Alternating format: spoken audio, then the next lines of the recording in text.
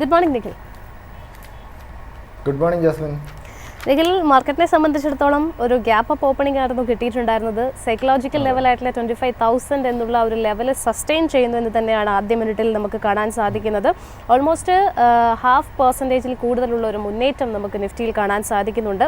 മറ്റ് പ്രധാനപ്പെട്ട ഇൻഡെക്സുകളൊക്കെ തന്നെ എങ്ങനെയാണ് റിയാക്ട് ചെയ്യുന്നത് ആദ്യ മിനിറ്റിൽ?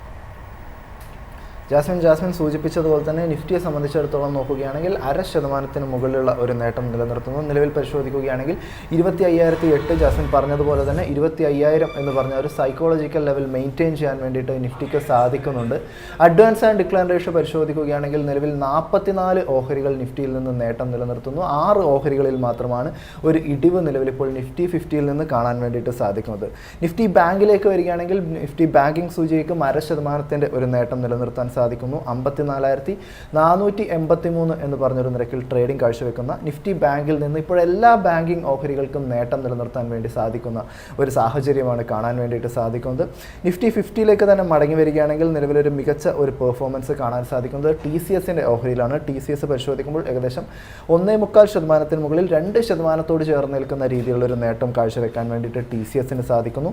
ജിയോ ഫൈനാൻഷ്യൽ സർവീസസ് പരിശോധിക്കുകയാണെങ്കിൽ ഏകദേശം 1.5% മുകളിലേക്കുള്ളൊരു നേട്ടത്തിലേക്ക് ജിയോ ഫൈനാൻഷ്യൽ സർവീസസിൻ്റെ ഓഹരികൾ കടക്കുന്നു. ഭാരത് ഇലക്ട്രോണിക്സ് ഓഹരി നോക്കുകയാണെങ്കിലും 1.25% നേട്ടമുണ്ടാകുന്നു. L&T പരിശോധിക്കുമ്പോൾ 1%, അഡാനി എൻ്റർപ്രൈസസിനും ഏകദേശം 1%ഉള്ളൊരു നേട്ടം ഇപ്പോൾ രേഖപ്പെടുത്താൻ വേണ്ടിയിട്ട് സാധിക്കുന്നുണ്ട്. നിലവിൽ ഇടിവിലുള്ള ഓഹരികൾ പരിശോധിക്കുകയാണെങ്കിൽ ഓട്ടോ കമ്പനികൾക്കാണ് ചെറിയ രീതിയിലുള്ളൊരു ഇടിവുണ്ടാകുന്നത്. മുൻദിനങ്ങളിലെയും മറ്റൊക്കെ ഒരു റാലിക്ക് ശേഷം ഈ സ്പെസിഫിക് ആയിട്ടുള്ള ഓഹരികളിൽ ഒരു പ്രോഫിറ്റ് ടേക്കിംഗ് നടക്കുന്നതായിരിക്കാം. മേ ബി ഹീറോ മോട്ടോകോപ്പ് നോക്കുകയാണെങ്കിൽ ഏകദേശം ഒരു 0.25%ഉള്ളൊരു ഇടിവും, മഹീന്ദ്ര പരിശോധിക്കുകയാണെങ്കിൽ ഏകദേശം ഒരു 0.5% മുകളിലുള്ളൊരു ഇടിവുമാണ് നിലവിലിപ്പോൾ നിഫ്റ്റി കമ്പനികളുടെ ഭാഗത്ത് നിന്നുണ്ടാകുന്നത്. കൂടാതെ മാരുതി സുസുക്കി പരിശോധിക്കുകയാണെങ്കിലും ഏകദേശം ഒരു 0.5%ഉള്ളൊരു ഇടിവും നിലവിലിപ്പോൾ കാണാൻ സാധിക്കുന്നുണ്ട്. നിഫ്റ്റി ബാങ്ക് പരിശോധിക്കുകയാണെങ്കിൽ ബാങ്കിങ് സൂചിക ഏകദേശം 0.5%ഉള്ളൊരു നേട്ടം നിലനിർത്തിക്കൊണ്ട് തന്നെ ട്രേഡിംഗ് ഇപ്പോഴും തുടരുന്നു. കമ്പനികളുടെ പെർഫോമൻസ് നോക്കുകയാണെങ്കിൽ നിലവിൽ ഇൻഡസിൻഡ് ബാങ്കിൻ്റെ ഓഹരി ഏകദേശം 1.25%ഉള്ള ഒരു നേട്ടം നിലനിർത്തുന്നു. പഞ്ചാബ് ആൻഡ് നാഷണൽ ബാങ്ക് 1% മുകളിലുള്ളൊരു പെർഫോമൻസ് കാഴ്ചവെക്കുമ്പോൾ ബാങ്ക് ഓഫ് ബറോഡ 0.5% മുകളിലുള്ളൊരു നേട്ടം ബാങ്ക് ഓഫ് ബറോഡയുടെ ഭാഗത്ത് നിന്നുണ്ടാകുന്നു. ICICI ബാങ്ക് നോക്കുകയാണെങ്കിലും 0.5% മുകളിലുള്ളൊരു നേട്ടം കാഴ്ചവെക്കാൻ ICICI ബാങ്കിനും സാധിക്കുന്നുണ്ട്. HDFC ബാങ്ക് പരിശോധിക്കുമ്പോഴും 0.5%ഉള്ളൊരു നേട്ടം ഉണ്ടാകുന്നു. ആക്സിസ് ബാങ്ക് 0.25% മുകളിലുള്ളൊരു നേട്ടം നിലനിർത്തുമ്പോൾ IDFC ഫസ്റ്റ് ബാങ്കിൻ്റെ ഓഹരി ഈ നിമിഷം ഇപ്പോൾ ഒരു 0.5% മുകളിലേക്കുള്ള ഒരു ഇടിവിലേക്ക് നീങ്ങിയിരിക്കുന്നു എന്നൊരു വാർത്തയാണ് നമുക്ക് പങ്കുവയ്ക്കാനായിട്ടുള്ളത്.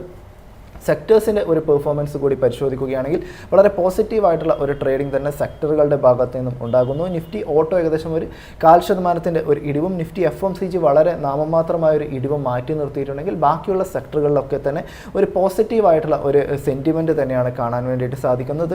ഇന്നും സെക്ടറുകളുടെ ഭാഗത്ത് നിന്ന് തീർത്തും ഒരു ഔട്ട് പെർഫോമൻസ് കാഴ്ചവെച്ചുകൊണ്ടിരിക്കുന്നത് നിഫ്റ്റി IT സൂചിക തന്നെയാണ്. ഏകദേശം ഒരു 2.5% ഒരു നേട്ടം നിലനിർത്താൻ വേണ്ടിയിട്ട് നിഫ്റ്റി IT സൂചികയ്ക്ക് സാധിക്കുന്നുണ്ട്. 36,123 എന്ന് പറഞ്ഞൊരു നിരക്കിൽ ട്രേഡിംഗ് കാഴ്ചവെക്കുന്ന നിഫ്റ്റി IT സൂചികയിൽ നിന്ന് നിലവിലിപ്പോൾ പേഴ്സിസ്റ്റൻസ് സിസ്റ്റത്തിൻ്റെ ഓഹരികൾക്ക് ഏകദേശം 4.25% നേട്ടം രേഖപ്പെടുത്താൻ സാധിക്കുമ്പോൾ എംഫസിസ് നിലവിൽ 4.5% മുകളിലും കൊഫോർജ് 3.5% മുകളിലുമുള്ളൊരു നേട്ടം നിലനിർത്തുന്നുണ്ട്. LTI മൈൻട്രി പരിശോധിക്കുകയാണെങ്കിൽ 3.5% ഒരു നേട്ടം LTI മൈൻട്രിക്കും നിലവിലിപ്പോൾ കാഴ്ചവെക്കാൻ സാധിക്കുന്നു. HCL tech 2.5%, L&T technology service 3.5% മുകളിലുമുള്ള ഒരു നേട്ടം നിലനിർത്തുന്നു. വിപ്രോയെ സംബന്ധിച്ചിടത്തോളം 2.5% മുകളിലുള്ളൊരു ശക്തമായൊരു പെർഫോമൻസ് ഉണ്ടാകുന്നു. ഇൻഫോസിസ് ഇന്നലത്തെ നേട്ടം ഇന്നും തുടരുന്നു. ഇന്നിപ്പോൾ പരിശോധിക്കുകയാണെങ്കിൽ ഏകദേശം ഒരു 1.5% ഒരു നേട്ടം ഇൻഫോസിസിൻ്റെ ഭാഗത്തു നിന്നും നിലവിലിപ്പോൾ കാണാൻ വേണ്ടിയിട്ട് സാധിക്കുന്നുണ്ട്.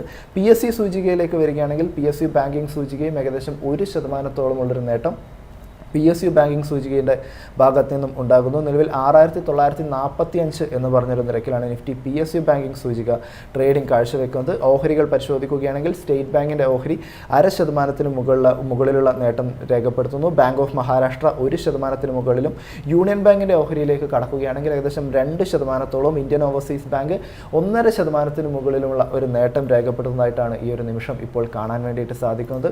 അടുത്തതായിട്ട് ഒരു ബ്രോക്കറേജ് വ്യൂ പരിശോധിക്കുകയാണെങ്കിൽ നിലവിൽ HSBC ഇൻഷുറൻസ് മേഖലയ്ക്ക് നൽകിയിരിക്കുന്ന ഒരു ഓവർവ്യൂ ആണ് ഇപ്പോൾ നമുക്ക് പരിശോധിക്കാനായിട്ടുള്ളത്. നിലവിൽ HSBC ഇൻഷുറൻസ് മേഖലയിൽ ഒരു സെയിൽസിലും മറ്റൊക്കെ ഒരു സ്ലോ ഡൗൺ കാണാൻ വേണ്ടിയിട്ടുള്ള ഒരു സാധ്യതയുണ്ട് എന്നൊരു കാര്യമാണ് ഇപ്പോൾ HSBC പറഞ്ഞിരിക്കുന്നത്. ഇൻഡിവിജ്വൽ വൈസ് പരിശോധിക്കുകയാണെങ്കിൽ ആവറേജ് പ്രീമിയം ഇക്വലന്റ് ഗ്രോത്തും മറ്റൊക്കെ ഈ ഓഗസ്റ്റ് മാസത്തിൽ ഏകദേശം ഒരു 10% ഒരു ഇടിവ് രേഖപ്പെടുത്തും എന്നും അവർ പറയുന്നു. അതായത് GST റേറ്റ് കട്ടും മറ്റൊക്കെ വരുന്നത് കൊണ്ട് തന്നെ ആളുകൾ സെയിൽസും ഒരു പർച്ചേസിങ്ങും മറ്റൊക്കെ ഡിലേ ചെയ്യുന്ന ഒരു കാഴ്ച ഒരു ഇൻഷുറൻസ് മേഖലയിലും കാണാൻ വേണ്ടി സാധിക്കുന്നു എന്നാണ് HSBC ഇപ്പോൾ പറയുന്നത്. സെപ്റ്റംബർ മാസം പരിശോധിക്കുകയാണെങ്കിലും ഇൻഷുറൻസ് മേഖലയിൽ അത്ര മികച്ച ഒരു പോസിറ്റീവ് ട്രിഗർ കാണാൻ വേണ്ടിയിട്ട് സാധിക്കുന്നില്ല. ഒരു വീക്ക് സെൻറ്റിമെൻറ്റ് തന്നെ നിലനിൽക്കും. എന്നാലും 2026 ഒരു മൂന്നാം പാദം മുതൽ APE ഗ്രോത്തും മറ്റൊക്കെ കൂടുതൽ മെച്ചപ്പെടും എന്നുള്ളൊരു കാര്യം കൂടി HSBC ഇപ്പോൾ സൂചിപ്പിച്ചിരിക്കുന്നു എന്നൊരു കാര്യമാണ് നമുക്കിപ്പോൾ പങ്കുവയ്ക്കാനായിട്ടുള്ളത്. അടുത്തതായിട്ട് നോൺ ലൈഫ് ഇൻഷുറൻസ് മേഖലയെ സംബന്ധിച്ചിടത്തോളം മോർഗൻ സ്റ്റാൻലിയുടെ ഒരു വ്യൂ കൂടി പരിശോധിക്കുകയാണെങ്കിൽ മോർഗൻ സ്റ്റാൻലി നിലവിൽ ഇപ്പോൾ പറഞ്ഞിരിക്കുന്നത് ഈ ഒരു ഓഗസ്റ്റ് മാസത്തിലെ ഒരു പ്രീമിയത്തിൻ്റെയും മറ്റൊക്കെ ഗ്രോത്ത് പരിശോധിക്കുകയാണെങ്കിൽ ഓൾമോസ്റ്റ് ഒരു 2% ഒരു ഗ്രോത്ത് കാഴ്ചവെക്കാൻ വേണ്ടിയിട്ട് ഇൻഷുറൻസ് കമ്പനികൾക്കൊക്കെ സാധിച്ചിട്ടുണ്ടായിരുന്നു. ജൂലൈ മാസം ഒരു 3% ആയിരുന്നു ഈ ഒരു ഗ്രോത്ത് ഉണ്ടായിരുന്നെങ്കിൽ ഓഗസ്റ്റിൽ അത് 2% കുറയുന്നു. എന്നാൽ ഇയർ ടു ഡേ പരിശോധിക്കുകയാണെങ്കിൽ ആകെ ഒരു നോൺ ലൈഫ് ഇൻഷുറൻസ് സെഗ്മെൻറ്റിൽ ഒരു 6% ഒരു വളർച്ചയായിരുന്നു ഉണ്ടായിരുന്നത്.